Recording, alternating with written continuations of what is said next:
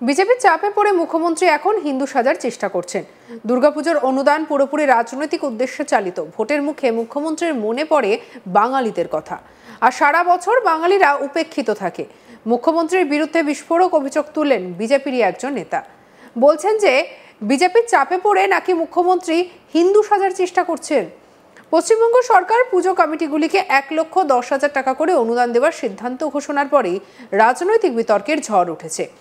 শুক্রবার উত্তরবঙ্গ সফরে এসে বাগডোগরা বিমানবন্দরে সাংবাদিকদের মুখোমুখি হয়ে এই সিদ্ধান্তকে ভোটকেন্দ্রিক রাজনৈতিক খেলা বলে কটাক্ষ করলেন রাজ্য বিজেপির প্রাক্তন সভাপতি তথা কেন্দ্রীয় প্রতিমন্ত্রী সুকান্ত মজুমদার। তিনি বলেন, বিজেপির চাপে পড়ে মুখ্যমন্ত্রী এখন হিন্দু সাজার চেষ্টা করছেন। দুর্গাপুজোর জন্য অনুদান ঠিক আছে, কিন্তু যারা সব হারিয়েছেন, অত্যাচারের শিকার হয়েছেন, তাদের কথা ভুলে যাওয়া উচিত নয়। সুকান্তবাবুর প্রশ্ন, 1,10,000 টাকা কি মন্দির এবং বাড়ি বানাতে পারবে?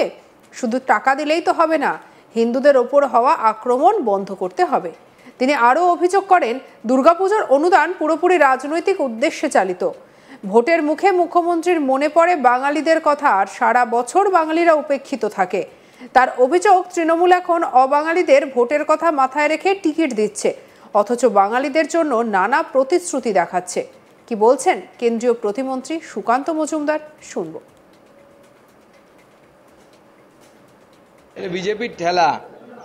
বিজেপির ঠেলায় মমতা বন্দ্যোপাধ্যায় এটা করছে, এখন হিন্দু সাজার চেষ্টা করছে। তা আমি শুধু বাংলার মানুষকে বলবো, হিন্দুদেরকে বলবো, যেই 1,10,000 টাকা এবার বেড়েছে, গতবার ছিল এটা 70,000 ছিল না, সম্ভবত 85,000 ছিল, 85,000 ছিল। তো 85,000 কিন্তু চন্দন দাস বা হরগোবিন্দ দাস তাদের পাড়ার পুজো কমিটিও পেয়েছিল, তারা কিন্তু জীবন বাঁচাতে পারেনি। তা আপনার মন্দিরটা বাঁচবে কিনা সেটা আগে চিন্তা করুন। প্যান্ডেলে আপনি 1,10,000 পাবেন, না 1.5 লাখ পাবেন, না 2 লাখ পাবেন, সেটা চিন্তা করে লাভ নেই।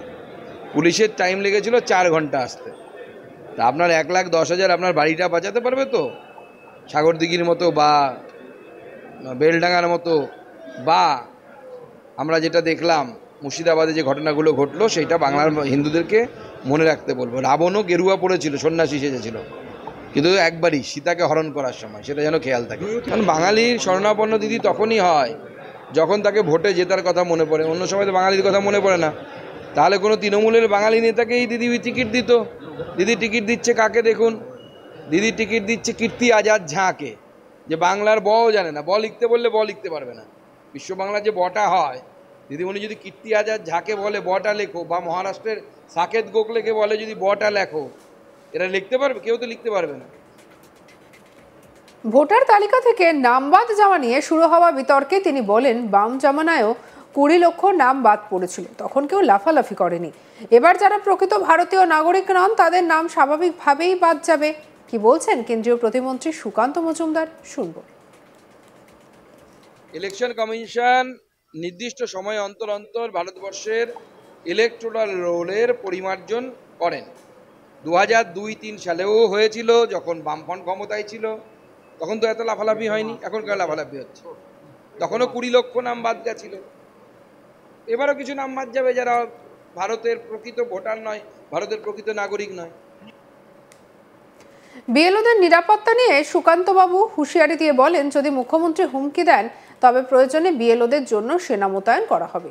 যদি কেউ ঠিকমতো কাজ না করেন, তবে বিহারের মতো তাদের জেলে পাঠানো হবে, চাকরিও যাবে। কি বলছেন কেন্দ্রীয় প্রতিমন্ত্রী সুকান্ত মজুমদার, শুনব। মুখ্যমন্ত্রী হুমকি দিচ্ছেন, হুমকিতে ভয় পাওয়ার কোনো কারণ নেই। বিএলওদের নিরপেক্ষভাবে কাজ করা উচিত, তাদের সুরক্ষা দেওয়ার দায়িত্ব নির্বাচন কমিশনের। তার জন্য যদি আর্মি নামাতে হয় আর্মি নামাবে, এয়ারফোর্স নামাতে হলে এয়ারফোর্স নামাবে, যা নামানো প্রয়োজন তাই নামাবে। এই নিয়ে আমাদের কালিক উৎপল পোদ্দারের রিপোর্ট দেখাবো। রাজ্যের প্রতিটি ক্লাবকে প্রতি বছরের ন্যায় এইবারও অনুদান দিয়েছেন রাজ্যের মুখ্যমন্ত্রী মমতা বন্দ্যোপাধ্যায়। 1,10,000 টাকা করে তিনি অনুদান দিয়েছেন দুর্গাপুজো করার জন্য। আর এই নিয়েই কিন্তু রাজনৈতিক চাপানোত্তর শুরু হয়ে গিয়েছে। ইতিমধ্যেই বিরোধী দলগুলো এই নিয়ে কটাক্ষ করতে শুরু করে দিয়েছেন।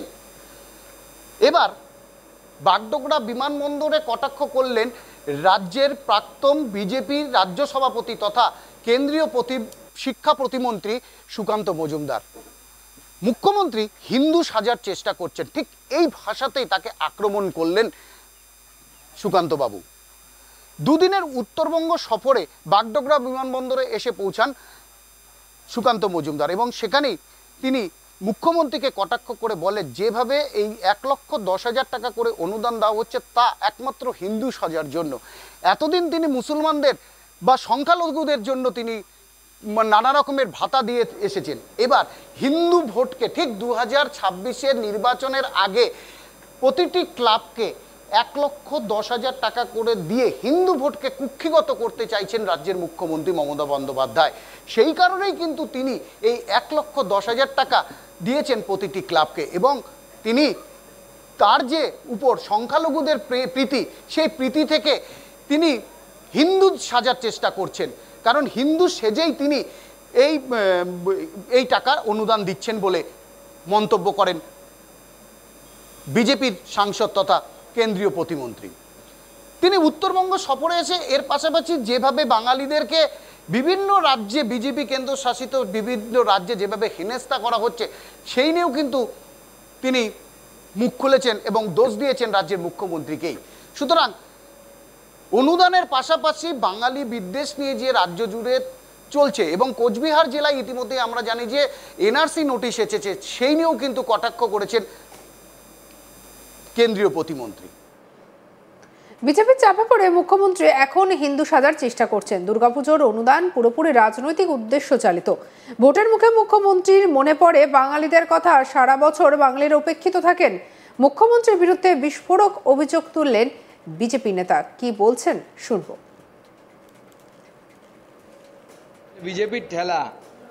বিজেপির ঠেলায় মমতা বন্দ্যোপাধ্যায় এটা করছে, এখন হিন্দু সাজার চেষ্টা করছেন। তা আমি শুধু বাংলার মানুষকে বলবো, হিন্দুদেরকে বলবো, যেই 1,10,000 টাকা এবার বেড়েছে, গতবার ছিল এটা 70,000 ছিল না, সম্ভবত 85,000 ছিল, 85,000 ছিল। তো 85,000 কিন্তু চন্দন দাস বা হরগোবিন্দ দাস তাদের পাড়ার পুজো কমিটিও পেয়েছিল, তারা কিন্তু জীবন বাঁচাতে পারেনি। তা আপনার মন্দিরটা বাঁচবে কিনা সেটা আগে চিন্তা করুন। প্যান্ডেলে আপনি 1,10,000 পাবেন, না 1.5 লাখ পাবেন, না 2 লাখ পাবেন, সেটা চিন্তা করে লাভ নেই। পুলিশের টাইম লেগেছিল 4 ঘন্টা আসতে। তা আপনার 1,10,000 আপনার বাড়িটা বাঁচাতে পারবে তো? সাগরদিঘির মতো বা বেলডাঙ্গার মতো, বা আমরা যেটা দেখলাম মুর্শিদাবাদে যে ঘটনাগুলো ঘটলো, সেইটা বাংলার হিন্দুদেরকে মনে রাখতে বলবো। রাবণও গেরুয়া পড়েছিল, সন্ন্যাসী সেজেছিল, কিন্তু একবারই সীতাকে হরণ করার সময়, সেটা যেন খেয়াল থাকে। কারণ বাঙালির শরণাপন্ন দিদি তখনই হয় যখন তাকে ভোটে জেতার কথা মনে পড়ে, অন্য সময় তো বাঙালির কথা মনে পড়ে না। তাহলে কোনো তৃণমূলের বাঙালি নেতাকেই দিদি টিকিট দিত।